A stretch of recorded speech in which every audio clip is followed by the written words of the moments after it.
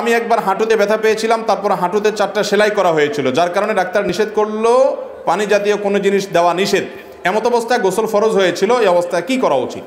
কোনো ব্যক্তি হাত পা ভেঙে গেছে বা কাটাছিড়া হয়েছে, অপারেশন হয়েছে, এখন এই অবস্থায় যদি আল্লাহর বান্দার গোসল ফরজ হয় তিনি কি করবেন? উত্তর হলো, যদি তার ধরেন কথার কথা আঙ্গুল ভেঙে গেছে বা হাতে ব্যান্ডেজ আছে, অন্য সব ঠিকঠাক আছে, তাহলে সে ব্যান্ডেজের জায়গাটা বাদ দিয়ে বাকি শরীরে পানি দিয়ে তিনি গোসল করবেন, অথবা ওই জায়গাটাতে প্লাস্টিক পলিথিন কিছু বেঁধে তিনি গোসল করবেন যাতে পানি না লাগে, যদি পানি লাগলে সেটার ক্ষতি হবে।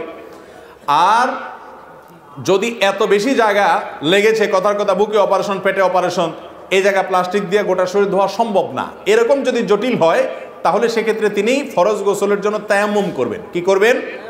মাটির উপর 2 হাত মেরে মুখ এবং আরবার হাত মেরে হাত মাসে করবেন, তার ফরজ গোসলের কাজ হয়ে যাবে। তায়াম্মুম শুধু ওযুর কাজ দেয় না, গোসলের কাজও দেয়।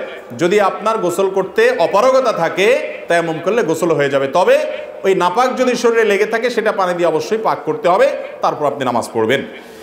এরপরের প্রশ্ন হলো, আর যদি ব্যান্ডেজ দিয়ে আপনি যদি গোসল করেন, তাহলে সেক্ষেত্রে ওই জায়গাটাতে উপরে ভিজা হাত দিয়ে ব্যান্ডেজের উপরে হালকা মুছে নেবেন শুধুমাত্র। ওযুর ক্ষেত্রে একই কথা, ব্যান্ডেজের উপরে মুছে নিলেই ওযু হয়ে যাবে।